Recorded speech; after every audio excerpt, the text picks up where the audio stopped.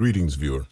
Don't forget to visit my website for links to support the production of these works if you value what I'm doing. I appreciate any help you can offer. Thank you for having a look and a listen. Yours, John Loth. The Evolution of Civilization by Carroll Quigley. Recorded, edited, and produced by John Loth. Chapter 4. Historical Analysis. Continued. Nor does the story of cavalry complete the picture of how military institutions distort men's picture of reality to the injury of their stated aims. A more significant and more frightful example is to be seen in the bayonet. This steely blade was made obsolete by increased firepower almost as rapidly as the cavalry's saber. Yet the change went equally unobserved by most experts. In fact, the cause of the obsolescence of both saber and bayonet, the great increase in firepower, especially from machine guns, went equally unobserved. According to the book, as taught in military schools and training manuals, victory in battle was achieved by methods perfected by Napoleon, as analyzed by Clausewitz, 1780 to 1831. On this basis, orthodox expertise established that victory was to be achieved by the three successive stages of artillery barrages, bayonet assault with infantry, and cavalry pursuit with saber. To this, near the end of the 19th century, the Frenchman Charles Ardent Dupic added the murderous addendum that all three of these stages were really secondary to morale. General Ferdinand Foch, for many years in charge of advanced training of French officers, entrenched these professional and erroneous views by reporting from his on-the-field studies of the Russian-Japanese War of 1904 to 1905 that machine gun fire would not reduce the effectiveness of bayonet charges. A third example of institutionalized thinking in military tactics in this period might be called the doctrine of the straight front. According to the book, the worst error a commander could make would be to allow his unit to be cut off from his line of supplies and to be caught in a crossfire. To avoid these errors, it was imperative to advance with a straight front against the enemy, even if this required holding back the advance at defensively weak spots and throwing reserves at the enemy's strong points. Simply by reversing this rule in March 1918, by advancing as rapidly as possible, and by throwing reserves at the defensive weak points, thus bypassing and isolating his strong points, Erich von Ludendorff made the most spectacular advances of the war, bursting over Chemin des Dames and being stopped finally 10 weeks later, 34 miles from Paris. Stopped because he could not bring himself to use his unorthodox methods with full conviction and resources. As a consequence of the institutionalization of military tactics by devotion to the bayonet, the saber, and the straight front, the early years of World War I saw the largest casualties in history, suffered in most cases to advance over a few miles of devastated terrain. In the early months of 1916, almost 1 million casualties were suffered by both sides in a single battle, Verdun, while later in the same year, another battle, Somme, cost 1,200,000 casualties, mostly by bayonet charges against machine gun fire. When civilians in England tried to force the professional soldiers to use the tank, or civilians in Germany tried to make the professionals use poison gas against machine guns, both were resisted bitterly.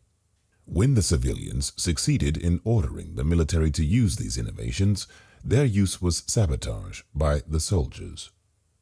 The refusal of the British command in 1915 to yield to civilian requests to shift their munition orders from ineffective shrapnel to high explosive shells for barrages against trench defenses led to an acute anti-governmental crisis that gave impetus to the rise of David Lloyd George.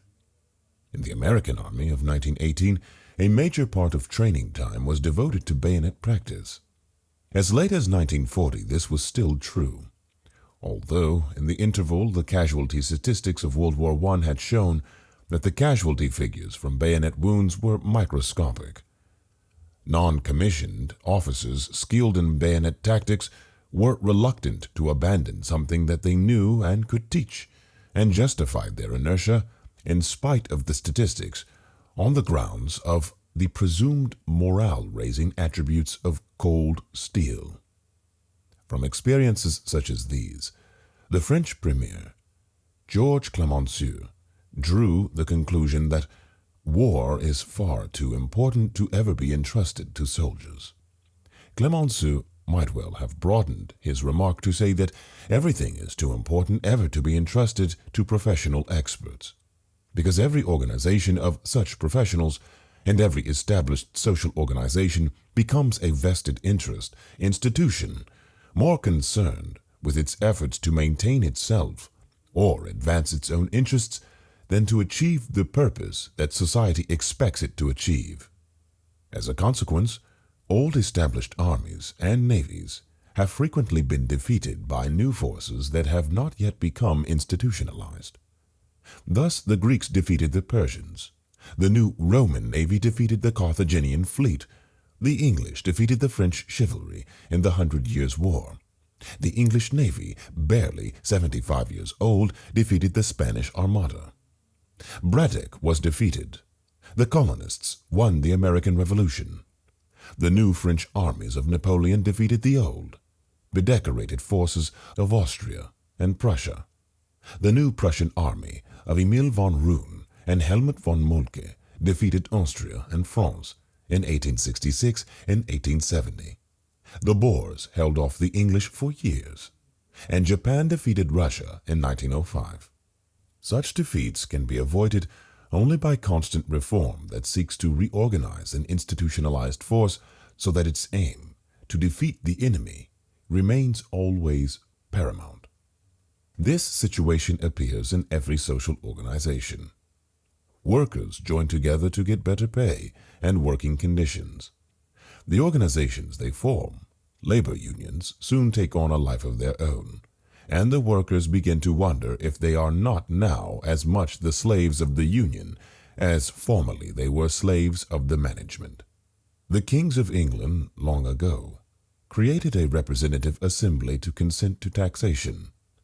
Soon that assembly, Parliament, took on a life of its own and ended by decapitating, removing, and ruling kings. A political party was organized in 1854 to protect freedom in the United States and to prevent the extension of slavery. By 1868, it was an organized machine of vested interests, a functioning spoils system whose chief aim was to perpetuate itself in office and whose chief method for achieving that aim was to end the freedom of the whites in the South. A church is organized to bring men psychological security by linking them with the deity.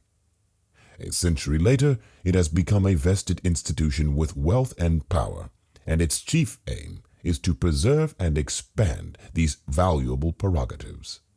A college is organized to train youth in practical and humane achievements. Later, it has become a whole tissue of vested interests in which standards are lowered and admission qualifications relaxed in order to secure a flow of tuitions that go to meet the institution's expenses. Within its hallowed walls, professors intrigue for promotions and appointments for themselves and their disciples, while a condition of undeclared war goes on between departments and schools to get larger student enrollments in their courses, and thus justifying bigger slices from the annual university budget. Even in earlier days, professors of the classics resisted efforts to reduce required Latin from 4 years to 2, or to make Greek completely elective, or to abolish compulsory chapel, or to establish a first elective course in chemistry without any efforts at any objective analysis of the purposes of these activities or of their role in training youth for later life. That these changes would reduce the established system's control of the college was, in most cases, a sufficient argument to oppose change. We see fraternities, established to promote fellowship among students, with the passage of time become vested institutions serving to destroy fellowship by dividing the students into uncordial and competitive cliques to the jeopardy of real academic goals. A game called football was invented about 1870 to provide healthful physical exercise for the undergraduates on bright autumn afternoons. 70 years later, the undergraduates who needed exercise most were seated in the stands of a city baseball park on Friday night with their flasks and their co-eds, while on the grass or mud below, the undergraduates who needed exercise least pushed each other about under the floodlights. The process by which football was almost imperceptibly transformed from an instrument for providing physical exercise to an institution acting as an obstacle to exercise for many students who loved the game and needed the exercise, is as instructive an example of social development as changes in military tactics. The informal games of the 1860s and early 1870s between groups from the same campus led, little by little, to challenges for games with other institutions. This led to travel expenses, more formalized rules, non-partisan officials, and uniforms.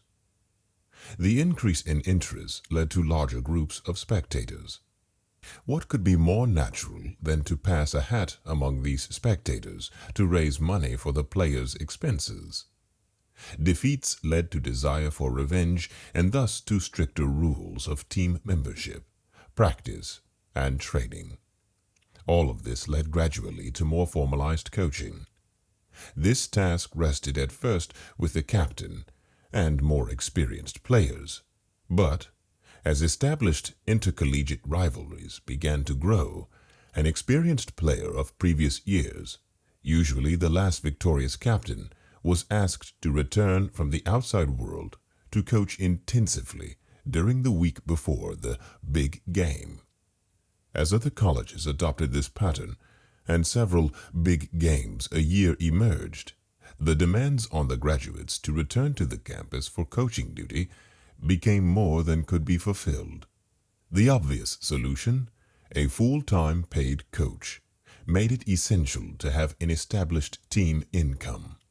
Passing the hat among the spectators was replaced by sales of tickets at a fixed price, but sold tickets entitled spectators to a seat, which led very quickly to the building of the first modern stadium, 1903. In time, stadiums were being built with borrowed funds, with the result that their mortgage charges, along with coaches' salaries and other expenses, made it essential that the stadium's seats, no matter how numerous, must be filled, or nearly filled, on the 8 or so Saturdays a year it was used. Gradually, the interests of the spectators and the need for football income became dominant over the interests of any undergraduate who liked football or needed exercise. The team had to win, at least most of the time, and the game had to be spectacular to watch. Scouts looked for able players outside, and, in one way or another, persuaded them to come to the Scouts' College to play football. Financial rewards proved, in many cases, to be powerful persuaders. Thus, the game shifted from undergraduates who needed exercise to those who had already had too much exercise.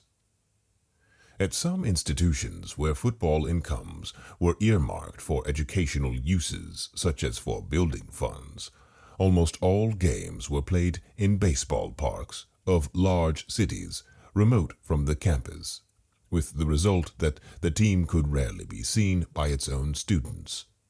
Teams that played on the East Coast, the West Coast, and the Gulf Coast on successive weekends spent much of the autumn traveling and might be away from their college halls for weeks.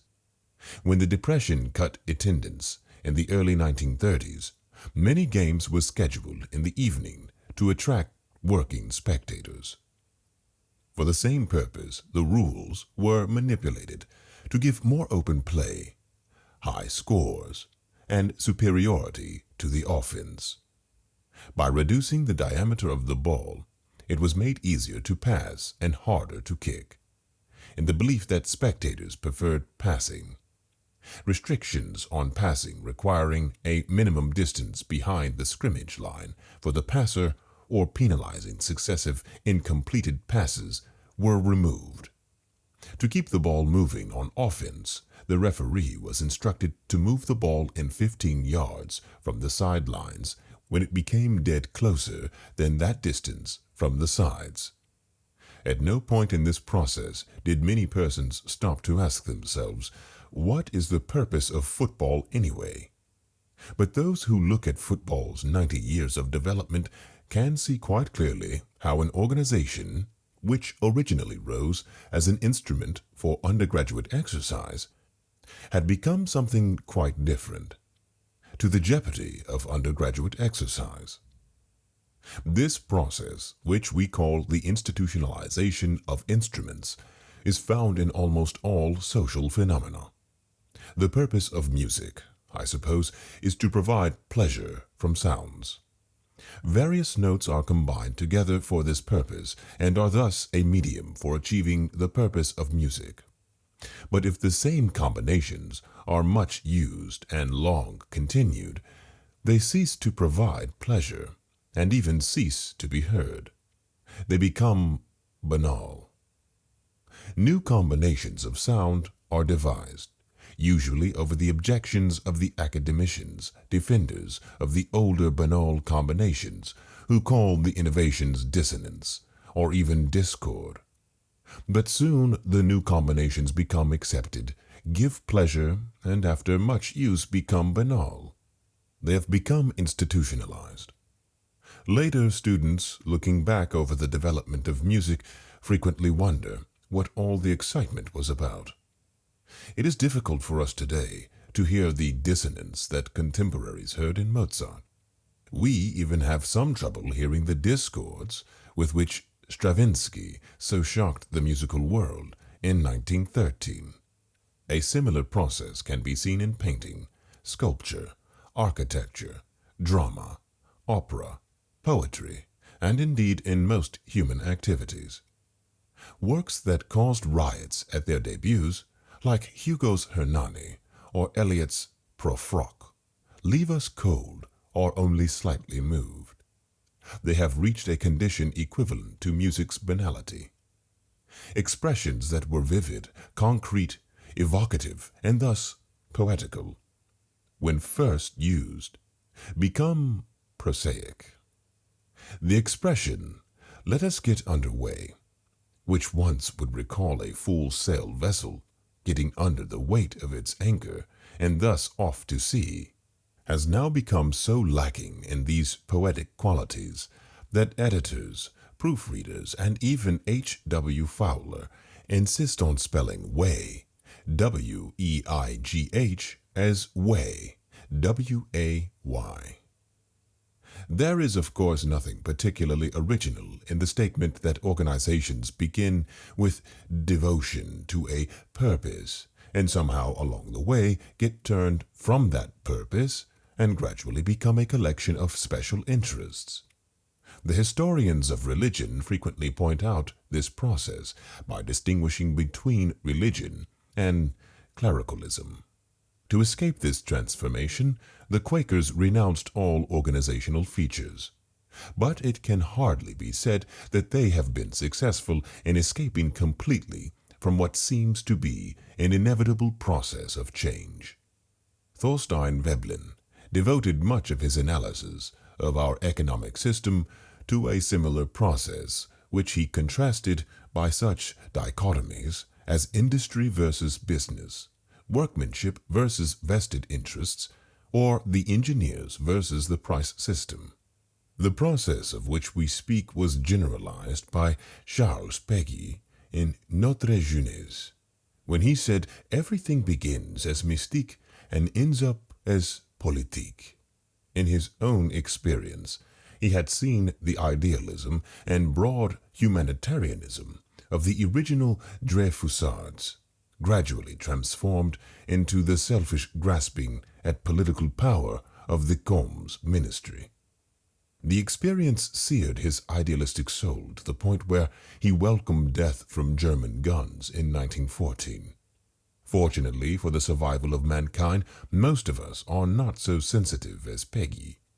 For the institutionalization of social instruments is the most widespread of historical phenomena, and no observant person can fail to notice it. We shall point out many examples of this process in the rest of this volume.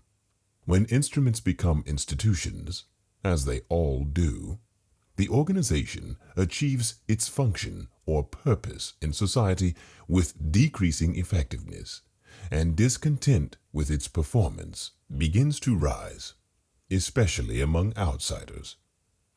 These discontented suggest changes, which they call reforms, just as we see happening in American elementary and secondary education today.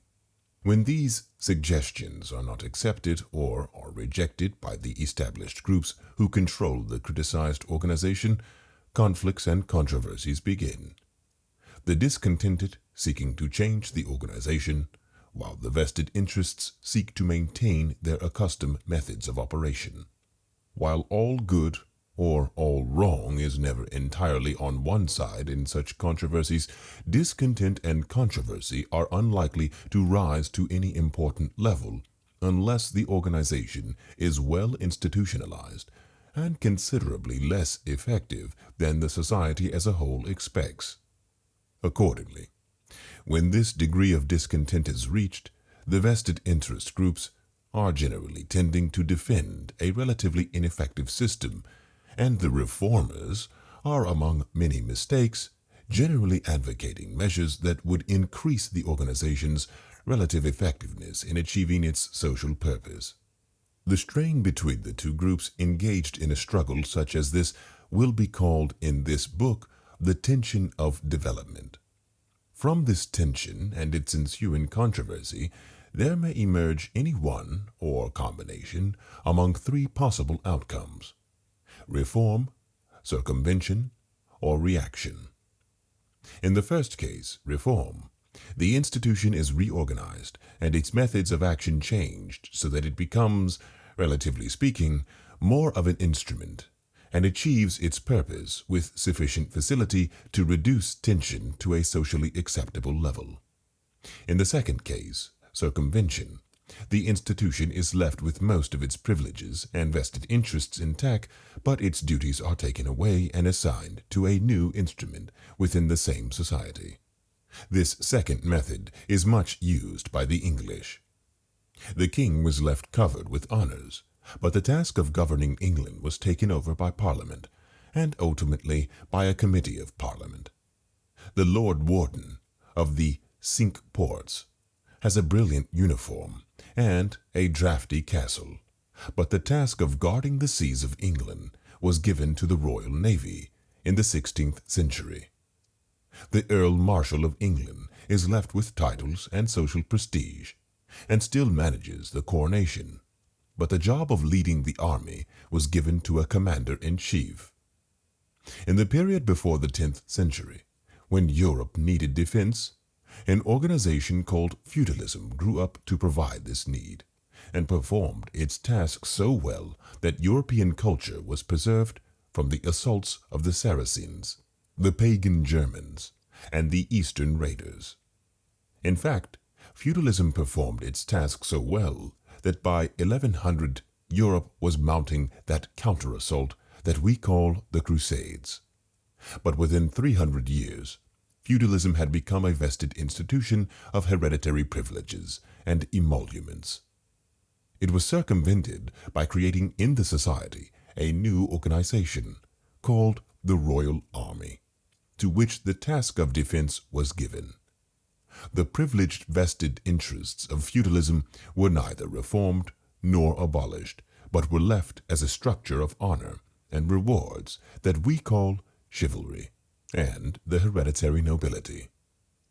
In the third possible outcome, reaction, the vested interests triumph in the struggle, and the people of that society are doomed to ineffective achievement of their needs on that level for an indefinite period. The agrarian system of ancient Rome was an ineffective method of producing food, even in respect of the existing technical knowledge. But to reform it would have involved abolition of slavery and division of the large estates. The reformers who wanted to do this were assassinated by the daggers of the landlords, some on the floor of the Senate itself. As a result, the economic needs of the Roman system could be met only by the use of other levels, especially by military conquest and by political exploitation of conquered provinces. But in time, both the political and the military organizations became ineffective vested institutions. The result was civil war and eventual conquest by outside barbarians. When an institution has been reformed or circumvented, there is once again an instrument on the level in question, and the purpose of that level is achieved with relative effectiveness. But once again, as always happens, the new instrument becomes an institution, effectiveness decreases, tension of development rises, and conflict appears.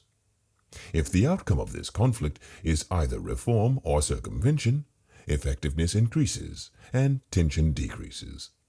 If the outcome is reaction, ineffectiveness becomes chronic and tension remains high. As a result of this process of historical development, the development of each level appears in history as a pulsating movement. Periods of economic prosperity alternate with periods of economic stagnation. Periods of religious or intellectual satisfaction alternate with periods of religious or intellectual frustration. Periods of political order or military success alternate with periods of political disorder or military disaster. This process of historical development takes place on innumerable levels of a society, because there are innumerable levels to the culture. But this process is only one aspect of the historical evolution of a society.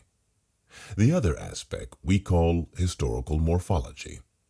It is concerned with the relationships between the different levels of culture in a society.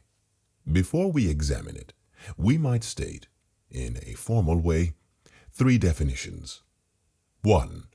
Historical development is concerned with the changes that take place on any single level of culture in a society.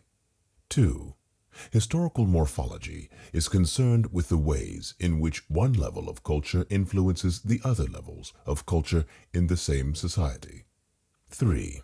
Historical evolution is a resultant of historical development and historical morphology, both acting simultaneously and reacting on each other. Morphology is a word borrowed from biology. It means that the parts of a living organism are adapted to one another. In its most obvious sense, it means that a giraffe could not possibly have the neck of an elephant, nor could an elephant have the legs of a giraffe. But it also has a more subtle meaning. When we speak of a heavyweight boxer, we frequently mention his best fighting weight. This means that given his height, reach, age, experience, and all the rest of his specifications, there is an optimum weight for his best fighting ability. If he is over that weight, he is slowed up.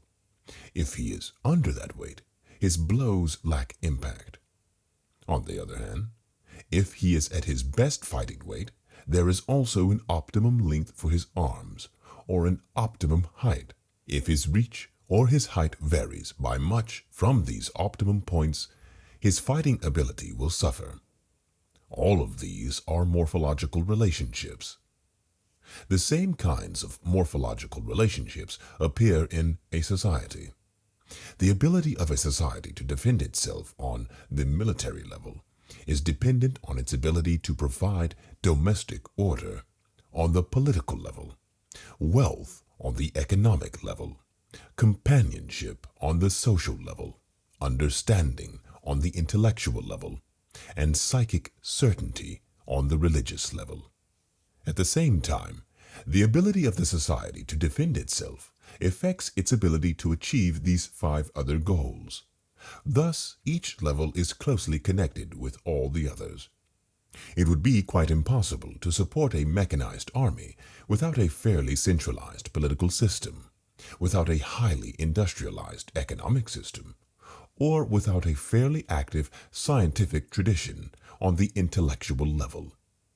On the other hand, a military system like feudalism, in which men fought as trained specialists on horseback, could be supported by a completely decentralized political system, in which there was no state at all, or by a purely agricultural economic system, and with an intellectual system which emphasized honor and loyalty rather than knowledge or science. Such a system existed in Western Europe about the year 1100, just as the system indicated in the preceding sentence exists in Europe in the 20th century. Just as there is an optimum length for a giraffe's neck, given all his other measurements are fixed, and just as there is a best fighting weight for a best length of reach for a heavyweight boxer, given all his other measurements are fixed, so also there is an optimum point of development on each level of culture, assuming all the other levels have reached fixed points of development. This optimum point for each level, in relationship to the development of each other level, is the point at which morphological tension is least. This means that time and energy on each level can be devoted to achieving the purpose of each level, and need not be used up in interlevel friction because of the need to speed up the development of another level. Nor need such energy, at time, be used Nor need such energy and time be used in any one level in amounts beyond that which would be required to attain a certain degree of achievement on that level, because of the inadequacies of some other level. For example, if the point of development of the political level is morphologically inadequate, more time and energy must be expended on the economic or the military level to achieve a certain amount of production or protection from these levels. All this is really nothing more than a rewording of our previous statement that culture is integrative. And just as we said at that time that culture never gets integrated, and that it would be a bad thing if it did, so we can say here that morphological tension never reaches zero, and that it would be a bad thing if it did, for then the society would be rigidly frozen into an unchanging pattern and would perish. We can picture this somewhat more clearly with the aid of a diagram. In this diagram, we shall mark, very roughly, the point which we believe our Western society has reached on each of the 6 levels of culture.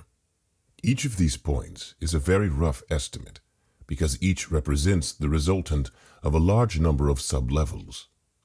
For example, the point we have indicated on the intellectual level represents the resultants of a very advanced science, a very backward art, a fairly mediocre humanities, and other factors. The backwardness of our religious development or of our social developments represents the widespread frustration of these human needs.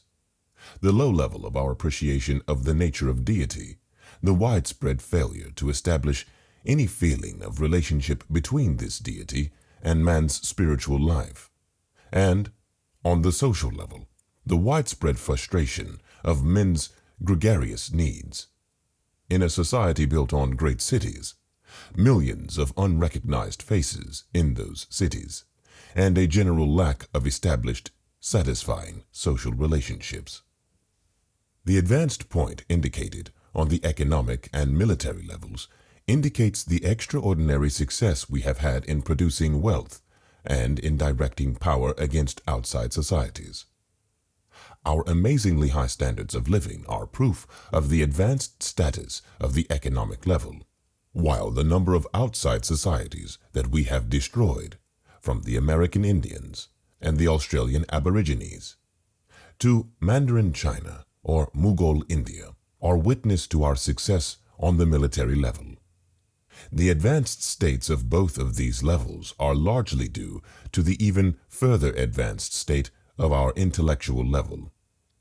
The fact that the latter is still in advance of the economic or military level means that this morphological influence on them is still tending to pull them forward. On the other hand, the backwardness of these two levels, and indeed of the three others as well, in relationship to the intellectual level, is tending to hold the development of this last level back. Thus, each level acts upon all the others. The backwardness of our religious and social developments is undoubtedly holding back the development of the intellectual and political levels. At the same time, the relatively advanced state of the intellectual, economic, and military developments of our society is forcing the political development forward, while the backwardness of the political level has a tendency to hold the development on the military, economic, and intellectual levels back. The backwardness of one level of development in respect of other levels of development is widely recognized among students of society and is called cultural lag. In the specific case we have just mentioned, the cultural lag of the political level, we are also dealing with a widely recognized fact. Our political organization, based as it is on an 18th century separation of powers and on a 19th century nationalist state, is generally recognized to be semi-obsolete. We hear demands for a European federation or for a 20th century Congress. The breakdown of the separation of powers is evident in the rapid growth of administrative regulation, which disregards such separation. The need to adapt the United States Constitution to the speed of communication of the 20th century is evident in the 20th Amendment, which moved the inauguration date up from March 4th to January 20th. The need for further adaptation is clear from the fact that the American Congress still spends hours of its inadequate time on verbal roll call votes when it could make a permanent record vote by electricity in a few seconds. The power of vested institutionalism is evident in congressional resistance to a reform that would force congressmen to make a public record of their positions on each bill. One last example of morphological interrelationships, and the most extreme, could be found in the relationship of the atomic bomb to Western civilization. This bomb was a product of our advanced development on the intellectual, economic, and military levels. The fact that this great discovery of atomic fission was used for a purely destructive purpose is due to the backwardness of our religious, social, and political levels. But the advanced condition of certain levels, as signified by the bomb, has undoubtedly had profound influences on the three more backward levels and will force them to advance more rapidly. There can be little doubt that the advent of atomic warfare on the military level has had profound effects and will have even more profound effects on the three backward levels. People are, in consequence of its use, turning again to the problem of religion or the inadequacy of our political development.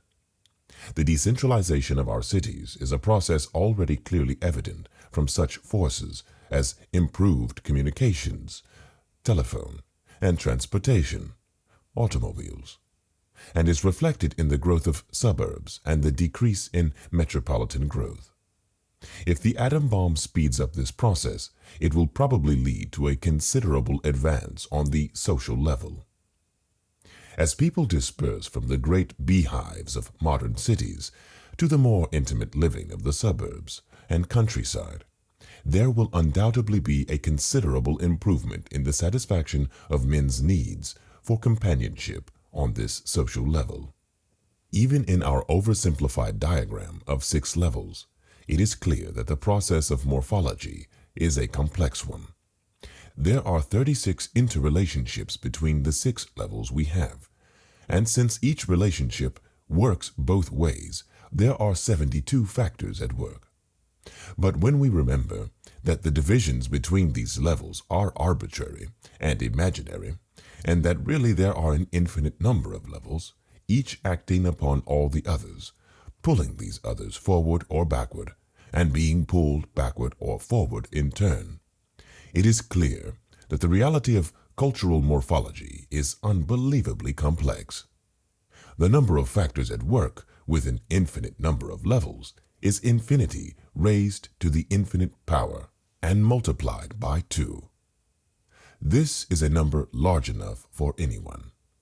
What happens in a society as a whole, what we call historical evolution, is a resultant of historical development and morphology acting both independently and upon each other. If a level of development is going through the process of development that we have described, the process of institutionalization of instruments with growing tension, the outcome of such tension, as between reform, circumvention, and reaction, may well be determined by morphological factors. A level regarded as if it were alone may have all the factors necessary to produce reform, but the influence of morphology may produce reaction. Something like this occurred in Spain in the period 1930 to 1940. There, all the factors on the political level seemed to be leading toward reform, but the backwardness of the 5 other levels and the great power of the institutionalized vested interests on those 5 other levels turned political reform into political reaction.